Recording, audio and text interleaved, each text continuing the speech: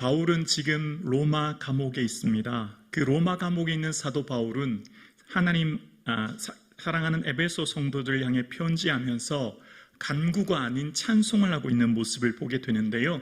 어떤 고난이나 어려움이 있으면 일반적으로 모든 사람들은 그 문제를 해결하기 위해 간구, 간청, 절박함과 간절함으로 그 문제를 풀어주시기를 위해 기도하지 않습니까?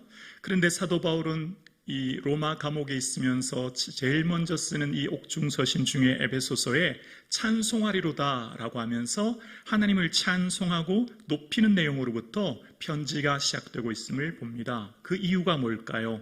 인생이 힘들고 어려우면 하나님 앞에 그 절박함으로 해결하기 위해 그 문제를 매달리고 간구하는 게 일반적이지 않습니까? 그런데 사도 바울의 삶에 지금 주어진 삶 가운데 오히려 하나님을 찬양하고 경배하며 높이는 모습을 봅니다. 그 이유가 무엇이죠? 지난 시간 묵상했던 것처럼 바로 신령한 복이 있었기 때문입니다. 하늘에 속한 신령한 복, 그것이 찬송의 이유입니다. 신령한이라고 하는 원어의 뜻은 성령께 속한이라는 것인데요. 성령께 속한 복, 구원이지요. 구원의 은혜인 거지요. 그 구원의 은혜를 인하여서 하나님을 찬양하고 높이고 있는 것입니다. 그러면서 하나님을 높이는 그의 삶 가운데 그 구원의 은혜를 인하여서 찬양하는 그의 삶에 그 주신 은혜가 창세전에 그리스도 안에서 우리를 택하셨다라고 하면서 하나님을 높여드립니다. 그 하나님의 택하심이 오래전 이 세상을 만물을 짓기 전부터 하나님께서 계획하신 일이었고, 그래서 그 하나님을 찬양하는 모습을 보게 됩니다.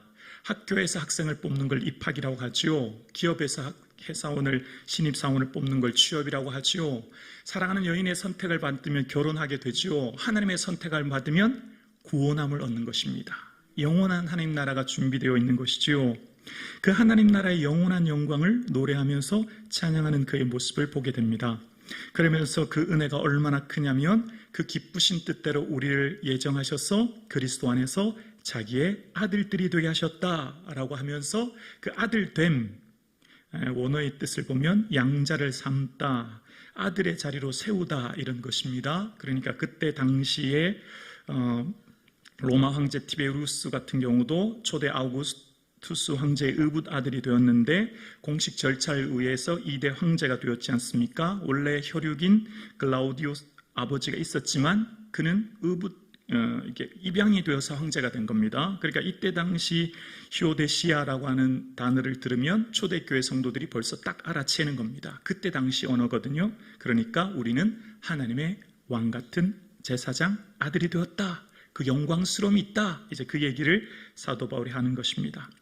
여러분, 이렇게 되면 다 끝난 거 아닌가요? 여러분, 아들 되었으면, 자녀 되었으면, 구원해 주시면 다 되었지 왜 우리가 이 땅을 살까요? 여러분 생각해 본 적 없으세요? 우리가 왜 지금 이 세상 사나요? 우리가 이 세상을 사는 이유가 뭐예요? 하나님의 구원 얻은 백성이 되었고 친백성 되었으면 당장 구원해 주시면 제일 좋은 것 아닙니까? 우리가 왜 지금 이 세상 남아서 이 세상을 살고 있죠? 그 의미는 바로 첫 번째는 사명 때문입니다. 우리 각자에게는 하나님께서 맡겨주신 사명이 있어서 그 사명을 통해서 뭘 얻게 하시죠? 상급을 얻게 하시죠. 하나님께서 우리 각자 삶 가운데 주신 그 사명을 이루어서 하나님께서 맡겨주신 그 사명을 완수하여 하나님의 상급을 향해 달려가는 삶, 믿는 자로 인해서 신분의 변화가 되었습니다. 그래서 우리의 삶 가운데서는 이 세상의 전부가 아니기에 그 나라의 영광을 바라보며 오늘도 살아가는 것이죠. 그래서 우리의 삶 가운데 남겨진 이 세상에 각자 주어진 삶의 자리에서 하나님께서 맡겨주신 그 사명을 잘 이룰 수 있는 그 은혜가 있기를 소원합니다. 두 번째는 뭘까요? 그 사명을 이루는 것이 있다면 또한 우리가 이 세상을 살아가는 이유, 또한 의미는 뭘까요? 바로 훈련이라 생각합니다. 아이가 태어나는 것을 구원이라고 한다면 그 구원받은 칭의로부터 이제 성화되지 않습니까? 성장하지 않습니까? 우리는 하나님 나라 백성으로 자녀로 신분의 변화가 되었지만 성장하는 거죠. 그래서 어떻게 해요? 하나님 천국 시민으로서의 수준, 그 준비, 그 가정이 지금인 겁니다. 우리는 지금 이 세상을 살아가면서 그 하나님 나라 친백성으로서의 하나님의 백성으로서의 삶을 준비하기 위한 그 신앙의 수준, 그게 뭘까요? 그게 예배 아니겠습니까? 하나님을 찬양하는 것 아니겠습니까? 천국에선 뭐 하죠? 온 천군 천사가 주님을 찬양하지 않습니까? 경배하지 않습니까? 예배의 삶을 사는 것 아니겠습니까? 그 예배의 삶을 우리는 오늘 이곳에서 살아가면서 그 나라를 준비하며 지금 이 땅을 살고 있는 겁니다. 구원은 무엇이죠, 여러분? 구원은 악으로부터 해방 아니겠습니까? 그 악에는 뭐가 들어있습니까? 죽음, 고난, 이 세상의 모든 그런 불이나 이런 징후나 미움이나 여러 가지 많은 것들이 들어있는데 거기에서부터 우리가 해방되는 게 구원이지요. 그래서 우리가 이렇게 생각하면 좋을 것 같은데요. 우리가 감기에 걸리면 증상이 콧물이 나고 열이 나고 아프지 않습니까? 우리는 이 세상에서 모든 사람들이 죄로부터 그 죄의 증상인 죽음의 노예가 되어서 우리가 이 세상을 살아가고 있습니다. 그래서 이 세상에 많은 사람들이 이 세상을 살아가는 고난의 삶 가운데 이 땅을 살아가고 있죠. 그런 이 세상 가운데 살고 있는 우리가 구원은 뭐죠? 그 죄로부터 해방되는 겁니다. 그 죄에게 종로로 떼었던 우리의 삶 가운데서 건진받는 겁니다. 그러니까 구원은 우리의 삶 가운데 있던 죄로부터 낳은 결과로부터 구원 얻는 것. 죄의 삭은 뭐죠? 죽음 아닙니까? 사망 아니겠습니까? 그 사망으로부터 건진받는 겁니다. 그래서 우리의 삶의 죄는 하나님에 대한 옳지 않은 태도입니다. 거기서부터 단절이 일어났거든요. 옳지 않은 태도는 뭐죠? 우리는 모두가 다 하나님의 피조물, 하나님의 창조주 하나님께서 지으신 피조물로서 우리 모두는 하나님을 의존하고 그 하나님이 지으신 백성으로서 삶을 순종하면서 살아야 될 우리는 모든 사람들의 마음에 자기 주장 의지, 내 계획, 내 뜻, 내 생각대로 인생을 경영하려고 하는 의지, 그래서 그것으로부터 내 행복, 내 만족을 추구하는 삶, 이게 바로 죄인 겁니다. 여기서부터 무한하신 하나님, 영원하신 하나님과의 단절이 일어나게 되었고 나무가 뿌리 뽑힌 채 며칠 못 사는 것처럼 우리 인생은 그리 오래 가지 못하는 인생이 되었죠. 길어야 100년, 110년이 된 겁니다. 영원한 그 영생의 그 풍부한 자원으로부터 단절된 삶을 살게 된 것입니다. 아멘이십니까? 설교를 제가 이렇게 못하다는 걸 늘 생각하면서 자, 구원은 첫 번째 이제 세 가지로 생각할 수 있습니다. 첫 번째는 칭의라고 하죠. 이것은 단번에 일어나는 사건입니다. 우리가 믿음으로 인해서 하나님의 거룩한 자녀가 되었음을, 의롭다함을 일컫는 것, 그 칭의로 단번에 일어난 사건. 그리고 우리는 매일의 삶 가운데 그 하나님의 구원 얻은 백성으로서 삶을 누리면서 또한 거룩함을 이루면서 살아가는 삶, 그게 바로 성화라고 하죠. 이 과정입니다. 끊임없이 어디까지요?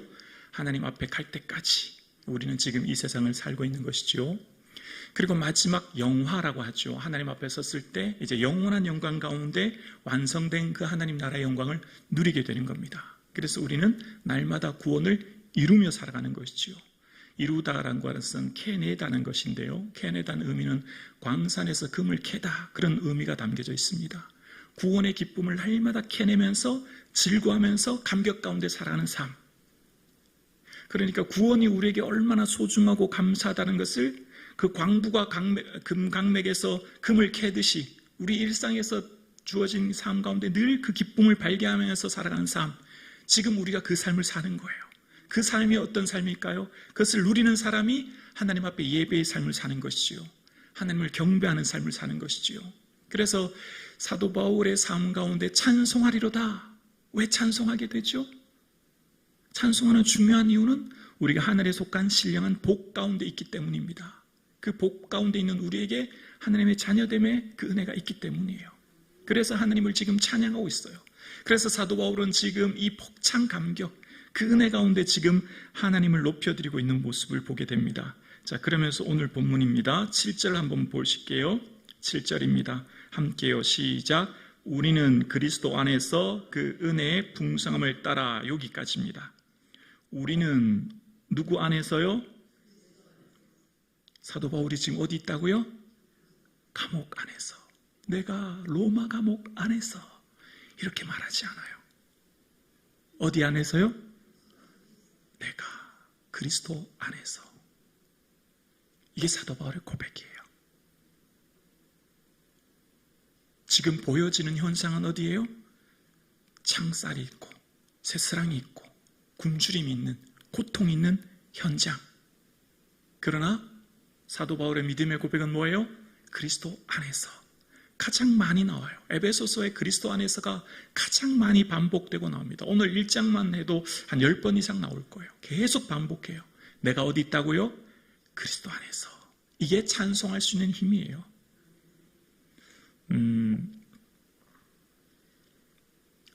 여러분 자녀 다 키워보셨죠? 하도 오래돼서. 손자 안아보셨죠? 손자, 손녀 안아보셨죠? 겨울철에 손자, 손녀 안고 한겨울에 외출한다고 한번 생각해 보세요. 그러면 감기 걸릴까봐 두꺼운 옷 입히고 포대기 싸고 꽁꽁 안아서 품에 안고 차를 타죠. 그러면 그 손자 갓난 아기는 지금 얘가 방에 있는지 밖에 있는지 알 수 있을까요? 거의 잘 모를 거예요. 하도 할머니가 꽁꽁 싸서. 그 아기는 누구 안에 품에 있어요? 할머니 안에 있어요. 할머니 안에 있기 때문에 밖에 나가면 조금의 차이는 나겠지만 큰 차이는 나지 않을걸요? 누구 안에서? 엄마 품에, 할머니 품에. 외부 환경이 중요한 게 아니에요. 그리스도 안에서. 우리가 그리스도 안에서라고 하는 고백은 지금 내가 주어진 삶의 자리 넘어 이 세상을 통치하시는 분이 예수 그리스도요. 그 예수 그리스도의 그 경륜, 그 섭리, 그 은혜 가운데 내가 있다. 그래서 하나님의 뜻으로 사도가 되었고, 바울이 자기가 사도 되려고 한 적 한 번도 없잖아요. 다메섹에서 주를 만난 것, 창세전부터 계획하신 하나님의 예정 안에 내가 있고, 그 예정 안에 내가 있는 나의 삶은 내가 지금 비록 갇혀 있는 곳이 감옥이지만 그리스도 안에서라고 고백합니다. 그 편지를 받는 에베소 성도들의 삶의 자리는 어디예요? 아데미 신전이 가득한 에베소 시내, 30만이 넘는 거대 도시, 로마의 네 번째 큰 도시, 향락의 도시, 모든 사람들이 황제를 칭송하고 모든 사람들이 그 삶의 자리에서 세상의 황제의 질서와 가치를 추구하는 그곳에서 예수 그리스도를 주로 고백하는 것, 사회 질서에 반하는 행위가 되어서 자칫 자기의 생명과 재산의 위협을 받는 상황에 있는 그들에게 내가 그리스도 안에 있듯 여러분도 그리스도 안에 있습니다. 마치 이런 거죠. 일제강점기 시대에 서대문 흉무소에서 독립운동하던 독립투사가 함께 있던 동지들에게 편지하는 내용 같은 그런 느낌 아니겠습니까? 그 서대문 흉무소에 있는 독립투사가의 편지는 일본 순사에게는 콧방귀만 끼는 쓰레기 같은 종이에 불과하지만 함께 독립운동하는 사람들에게는 그 투지를 불태우는 그 같은 열사, 내 민족, 함께하는 동포가 그 감옥에서 이 편지 보냈다에 대한 그 뜨거움을 느끼듯이 사도 바울이 지금 있는 곳은 어디죠? 로마입니다. 세계 제국 이탈리아 반도 중심, 아시아에 있는 네 번째 도시에 있는 에베소 성도들, 박해와 시련 가운데 있는 그들에게 편지합니다. 하나님의 뜻으로 말미암아 그리스도 예수의 사도된 바울은 찬송하리로다. 우리 주 예수 그리스도 하나님, 하늘에 속한 신령한 복으로 인하여 주님을 찬양합니다. 그 마음속에 있는 넘치는 감격.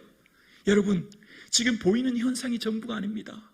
우리는 하나님의 거룩한 아들과 하나님의 거룩한 자녀 되었습니다.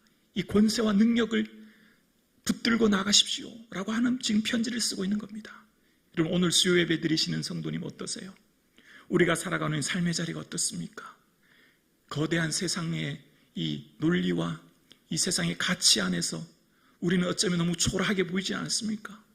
내 삶 가운데 너무 황폐하고 연약한 모습으로 오늘 이 수요 예배에 나와 있지는 않습니까? 그러나 우리는 그리스도 안에서 하나님의 거룩한 백성으로서 이 자리에 서 있는 것입니다.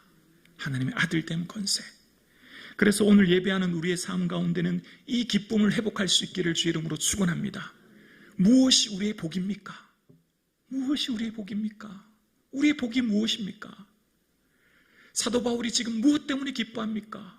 사도 바울이 기뻐하는 복은 보여지는 현세적인 복을 뛰어넘는 복, 하늘에 속한 복, 영원한 하나님 나라 영광의 그 바라보는 그 복을 인하여 기뻐하는 것이지요. 무엇이 우리에게 복입니까? 예수 그리스도가 우리에게 복이요. 아멘이시죠? 그걸 회복하는 게 예배입니다. 회복하는 게. 세상에 동화되지 않는 것, 세상의 가치의 흐름을 거부하는 것, 그게 예배예요. 예배를 통해 우리는 새롭게 깨우치고 자각하는 겁니다. 아, 나는 하나님의 거룩한 자녀이지, 하나님의 아들이지, 하나님의 양자되었지 라고 하는 걸 깨닫는 시간인 것이지요. 그래서 오늘 7절 다시요. 우리는 그리스도 안에서 그 은혜의 풍성함을 따라 그의 피로 말미암아 속량 곧 죄 사함을 받았느니라. 자, 그게 뭐로 말미암아? 피로 말미암아. 이건 이제 구약의 언어를 지금 쓰고 있거든요. 유대인들이 대부분이잖아요. 초대교회 성도들은. 초대교회 성도들이 이 유대인들에게 있어서 이 얘기를 들으면 쉽게 이해가 됩니다. 왜냐하면 당시 모든 초대교회 성도들에게 경전은 구약 성경이거든요. 아직 이때는 신약이 없었잖아요. 구약 성경 레위기를 통해서 이 사람들이 이미 다 알고 있었어요. 이 피의 의미를. 구약에서 피는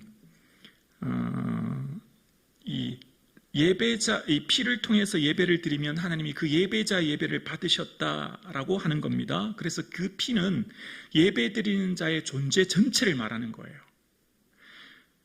내가 내 생명을 하나님께 피 흘려 드려야 되는데 생명은 몇 개요? 하나밖에 없어요. 그래서 내 생명을 드려야 마땅하나 내 피를 드려서 내 존재 자체를 드리는 게 마땅하지만 그렇게 하지 못하기에 나를 대신해서 누가요? 양이, 소가 대신 피 흘려 드려 주께 예배합니다. 제물을 드립니다. 그래서 사도 바울은 로마서 12장에 너희 몸을 하나님 기뻐하시는 거룩한 뭐라고요? 산제물로 드리라. 이게 유대인의 언어입니다. 이것도 마찬가지예요. 피로 말미암아 존재 전체를 드려야 되는 그 예배를 받으시는 하나님. 그러니까 지금 오늘 이 본문에 피로 말미암아라고 하는 것, 육체의 생명은 피에 있습니다. 피가 죄를 속한다 말씀하셨고 그 피는 곧 생명을 말하는 것이요. 예배드리는 자 존재는 존재 자체를 받으신 하나님이 예배드리는 자 자신의 생명을 드려야 마땅하나 대신 양이, 소가 드림으로 그 예배를 받으시는 것처럼 오늘 지금 이 본문에도 말씀하신 이 피는 바로 피로 말미암아 뭐라고요? 속량 곧 죄 사함을 받는다라고 이야기합니다. 속량은 뭐죠? 오늘 본문 다시 7절을 보세요. 속량 다음에 뭐가 나오죠? 곧 죄 사함. 속량이 죄 사함이라는 거예요. 속량의 의미는 먼저 억눌리고 억압당한 상태에서 해방된다, 구출된다 그런 의미가 있어요. 그리고 더 넓은 의미로 몸값을 지불하다라는 의미가 있습니다. 몸값을 지불하다. 노예를 매매할 때 노예의 몸값을 지불하고 노예를 노예를 사듯이 말입니다. 값을 치른다는 겁니다. 누가 그 값을 무엇으로 값을 치렀죠? 예수의 피로.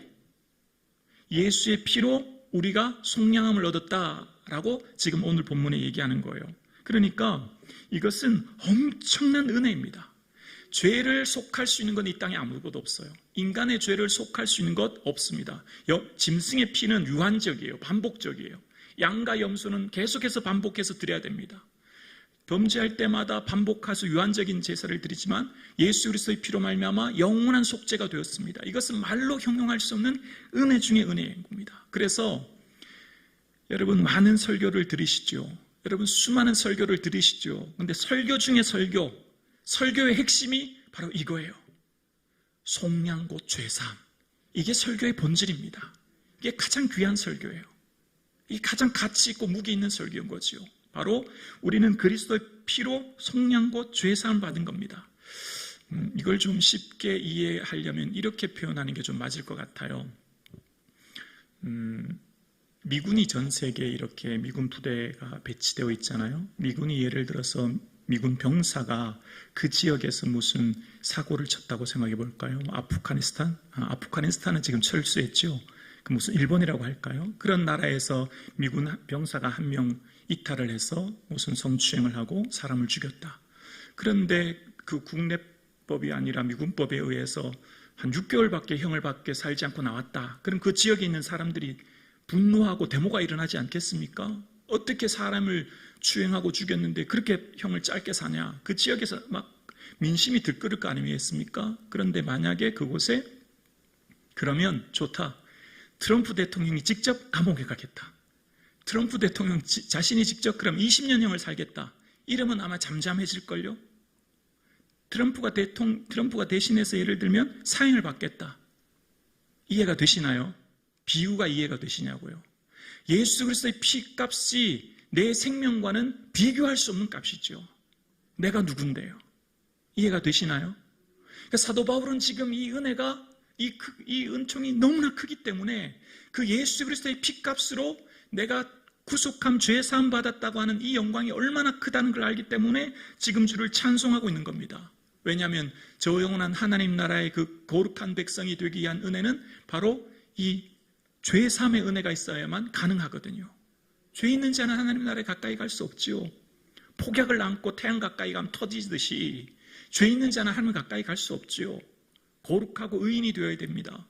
그래서 예수 피로 구속함, 죄 속함을 받아야 되는 겁니다. 그래서 그 피로 말미암아 속량 곧 죄사함을 받았다. 이 은혜를 지금 사도 바울은 찬양하고 높여드리고 있습니다. 그래서 그렇게 얘기하면서 8절입니다. 속량하신 것 그것은 이는 함께요. 이는 그가 모든 지혜와 총명을 우리에게 넘치게 하사. 아멘. 호쿠마라고 하는 일반적인 지혜는 논리적, 실천적 지식이 결합된 상태를 말하는데요. 근데 오늘 본문에서 쓰인 지혜, 신약 성경에서 쓰인 지혜는 바로 예수 그리스도 그 십자가입니다. 지혜를 가장 많이 말하는 것은 고린도전서인데요. 예수는 하나님으로부터 나와 우리에게 지혜와 의로움과 거룩함과 구속함이 되었다라고 얘기합니다. 지혜는 예수 그리스도예요. 그 예수 그리스도를 알면 뭘 알게 되죠? 그 영원한 하나님 나라를 알게 되고 경험하게 되고 하나님의 자녀가 되는 거예요. 그럼 반대는 뭐죠? 어리석음이에요. 어리석음은 뭐죠? 이 세상이 전부라고 생각하는 겁니다. 이 세상이 다라고 생각하는 거예요. 예수 그리스도를 알면 어떻게 되죠? 영원한 하나님 나라를 소망하게 돼요. 이 세상은 잠깐 있는 곳이라는 걸 알게 돼요. 그러나 그 예수 그리스도를 모르면 어떻게 되죠? 어리석음은 이 세상이 전부라고 생각하는 거예요. 그래서 어떻게 하죠? 이 세상이 전부라고 생각하는 삶은 이 세상에서 모든 것을 누리고 즐기고 살아가는 삶, 모든 가치를 이 땅에 두는 삶. 그래서 어리석은 부자처럼 자기를 향해 재물을 쌓으나 하나님 앞에 재물을 쌓지 않은, 우리가 하나님 앞에 갈 때 뭘 가져갈 것인가, 하나님 앞에 드리는 삶을 우리가 살아가는 것이지 않습니까? 그 삶을 사는 것, 그것이 바로 지혜인 겁니다. 누가 지혜로운 사람이에요? 예수 그리스도를 아는 사람입니다. 그 예수 그리스도를 통하여서 그 십자가로 말미암아 구원 얻은 것을 아는 것, 이것보다 더 지혜로운 건 없는 거죠. 그래서 지혜와 뭘 얻죠? 총명을 얻게 된다는 겁니다. 총명은 이해력인데요. 하나님에 대한 이해, 그 이해로 세상을 보는 겁니다. 이 총명이라는 단어가 어디 쓰였냐면 다니엘에 대한 이야기를 하면서 다니엘에 대한 그 개인에 대한 얘기를 하면서 다니엘 1장에 보면 다니엘은 모든 환상과 꿈을 깨달아 알았더라 라고 하는데요. 깨달아 알다라는 단어가 오늘 이 단어 총명입니다. 이해하다는 겁니다. 그러니까 다니엘은 모든 환상과 꿈과 총명이 있었더라 이렇게 해석해도 되는 거죠. 그러니까 이해한다고 하는 것, 하나님에 대한 암과 지식과 이해를 통해서 세상을 더 깊이 풍성하게 알게 되는 겁니다. 이 세상에 어떻게 바라보는지 그게 바로 세계관 아니겠습니까? 오늘날 이 시대는 세계관의 싸움 아니겠습니까? 세계관의 싸움을 우리가 지금 살고 있는 겁니다. 기독교 세계관 안에 우리가 지금 우리는 살고 있는 거예요. 이 세상의 삶이 전부가 아님을 알면서 하나님 나라의 영광을 바라보는 삶, 그걸 오늘 우리가 살아가고 있는 것이죠. 하나님 우리에게 지혜와 총명을 넘치게 풍성하게 주셨어요. 왜 그렇게 주셨죠? 9절입니다. 9절 함께요. 그의 뜻의 비밀을 우리에게 알리신 것이요. 아멘. 뜻의 비밀을 우리에게 알리셨다라고 이야기합니다. 그 하나님 나라의 비밀스러운, 그 신비스러운 그 나라의 세계를 우리에게 알리셨다라는 겁니다. 그 비밀은 알 사람이 없도다. 예수 그리스도로 말미암아 주신 그 하나님 나라의 비밀, 그 영광스러운 하나님 나라의 은혜를 우리에게 알리셨고, 그래서 다시 9절 이하에 보면 그의 기뻐하심을 따라 그 안에서 때가 찬 경륜을 위하여 예정하신 것이니 라고 이야기합니다. 때가 찬 경륜은 가장 좋은 계획, 질서 이렇게 말할 수 있는데요. 이거와 같은 의미는 어디에 쓰이냐면 구하는 자에게 좋은 것을 주시지 않겠느냐라고 할 때 그 좋은 것이 이 단어입니다. 우리보다 더 큰 계획, 더 큰 뜻을 가지고 계신 하나님, 그 계획 속에 오늘 우리가 살아가는 거예요. 오늘 예배하시는 저와 여러분의 삶은 하나님의 그 크신 계획 안에 지금 오늘 여기서 우리가 살아가고 있는 겁니다. 그래서 오늘 우리가 살아가고 있는 이 현실의 자리에서 비록 내가 살고 있는 곳이 감옥일지라도, 비록 내가 살고 있는 것이 어려운 자리일지라도 하나님을 바라보고 찬송할 수 있는 힘이 여기서 나오는 겁니다. 하나님을 바라보고 소망 가운데 즐거워할 수 있는 힘이 여기서 나오는 것입니다. 나보다 더 큰 하나님의 그 경륜, 그 계획을 바라보기 때문이지요. 그래서 그 하나님의 계획은 궁극적으로 뭘 하시냐면 10절에 하늘에 있는 것이나 땅에 있는 것이다 그리스도 안에서 통일되게 하려 하심이라 라고 말씀하십니다. 합쳐서 하나 되게 하신다, 모은다라고 하는 이 통일은, 통일의 이 원래 원어적 의미는 최고의 권위자를 향해 정립하다라는 의미인데요, 머리 대신 예수 그리스도에 의해 질서가 세워지다라고 하는 것입니다. 하늘과 땅의 모든 것들, 깨어지고 부서졌던 것들이 하나 되고 연합되어서 머리 대신 예수 그리스도 안에서 모든 질서가 잡히는 것. 이 세상을 사는 사람들은 모두가 다 자신이 인생의 주인이 돼요. 각자 자기의 생각의 주장과 뜻대로 살아가는 이 세상에, 갈등과 분노가 많은 이 세상에, 모든 사람이 예수 그리스도를 주로 인정하지 않은 이 세상을 살고 있는 모든 사람들이 이제 그날에 하늘과 땅이 하나 되어 모든 사람들이 예수 그리스도를 주로 인정하며 그 예수 그리스도의 주되심을 고백하는 그 질서, 그 가치로 세워지는 세계가 있을 것임을 이야기하는 것이죠. 그러면서 우리 12절 함께 고백할까요? 12절 함께요. 시작. 이는 우리가 그리스도 안에서 전부터 바라던 그의 영광에 찬송이 되게 하려 하심이라. 자, 오늘 본문에 보면 찬송이 되게 하려 하심이라 라고 이야기하고 있어요. 지금 조금 전에 읽었을 때는 하나님의 영광을 찬송한다.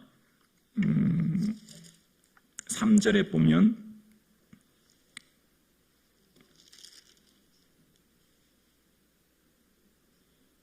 몇 절이죠? 6절인가요? 6절이죠. 그 은혜의 영광을 찬송하게 하려 함이라 라고 할 때는 하나님을 찬송하고 높이는 거예요. 그죠? 근데 오늘 본문 지금 12절에 보니까 찬송이 되게 한다라는 겁니다.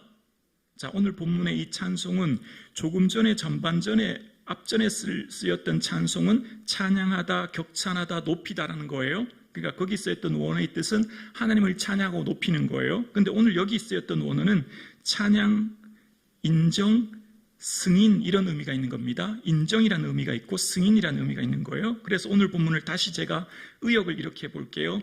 우리는 김국희 목사는 그리스도 안에서 전부터 바라던 그는 누구죠? 하나님의 영광에 찬송이 되게 하려 함이라, 하나님의 영광에 인정을 받게 하려 함이라 라고 의역할 수 있는 겁니다. 오늘 예배 드리시는 저와 여러분은 하나님의 찬송이에요. 하나님의 기쁨이에요. 하나님께서 인정하시는 존재가 되는 거죠. 우리 존재 자체가 하나님의 기쁨이 되는 거예요. 왜죠? 우리가 하나님의 자녀가 되었기 때문이에요. 우리가 예수 피로 하나님의 자녀가 되었기 때문이에요. 그래서 우리는 하나님의 인정받는, 하나님이 기뻐하시는 자로 우리 존재의 변화가 일어난 거예요. 그래서 우리의 삶이 기쁜 겁니다. 하나님의 관심이 저와 여러분에게 있는 겁니다. 하나님이 지금 여러분을 주목하고 계세요. 하나님이 여러분을 지금 바라보고 계세요. 어떻게 해요? 나의 기쁨이 너에게 있다. 너는 나의 기쁨이다. 비록 너가 살아가고 있는 삶의 자가 어떠하든 너는 나의 기쁨이야.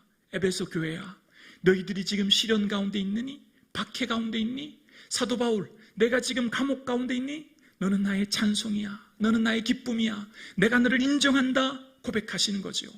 예배하시는 사랑하는 성도님, 하나님이 나를 인정하고 지지하고 하나님이 나를 기뻐하십니다. 아멘이십니까? 그 은혜가 충만한 시간 되기를 주의 이름으로 축원합니다. 하나님께서 오늘 나를 인정하고 지지하고 나를 높여드리고 내게 관심을 가지고 계세요. 세상 사람 날 부러워 아니하여도 하나님께서 나를 주목하고 계신 것이지요. 그래서 하나님께서 오늘 나의 삶을 특별히 붙들고 계십니다. 그런 우리의 삶의 믿음은 결코 잃어버리지 않아요. 왜냐하면 성령님이 우리를 붙들고 계시거든요. 13절입니다. 그 안에 너희도 진리의 말씀 곧 너희의 구원의 복음을 듣고 그 안에서 또한 믿어 약속의 성령으로 인치심을 받았으니, 인치시다라고 하는 것은 그 당시 자기 소유를 위해서 가축에 쇠를 달구어서 낙인을 찍어 소유권을 표시하는 것을 말하는 겁니다. 성령께서 우리에게 인치셨다, 하나님께서 우리의 보증 삼아 주셨다라고 말씀하고 계시는 겁니다. 우리의 믿음은 잃어버리지 않아요. 소멸하지 않습니다. 왜냐하면 우리의 믿음의 주체, 동기가 우리에게 있지 않아요. 우리의 믿음은 창세전에 하나님이 우리를 택하셨고 하나님이 우리의 믿음을 이끌고 계시기 때문이에요. 그래서 우리는 믿음을 소멸하거나 상실하지 않아요. 그것을 성도의 견인이라고 하죠. 끝까지 우리의 믿음을 붙들고 계신 거예요. 그래서 이 세상을 살다가 내가 범죄하고 실패하여 내가 하나님 뜻대로 살지 못하여 혹 내가 믿음을 잃어버리면 어떡하나. 그러나 하나님 우리의 믿음, 우리의 인생을 끝까지 붙들고 계시고 우리를 함께하고 계시며 성령께서 우리를 인도하고 계신 줄로 우리는 믿습니다. 그래서 오늘 본문의 마지막 절에 보면 이는 우리의 기업의 보증이 되사 그 얻으신 것을 속량하시고 그의 영광을 찬송하게 하려 하심이라 라고 이야기하고 있습니다. 물건을 살 때 보증금을 내고 사듯이 성령께서 우리를 보증하고 계시기에 우리의 삶 가운데 어떠한 시련과 어려움이 와도 우리의 믿음은 잃어버리지 않고 우리의 구원은 상실하지 않고 끝까지 우리를 인도하고 계실 줄을 바라보는 저와 여러분 되기를 주님의 이름으로 축원합니다.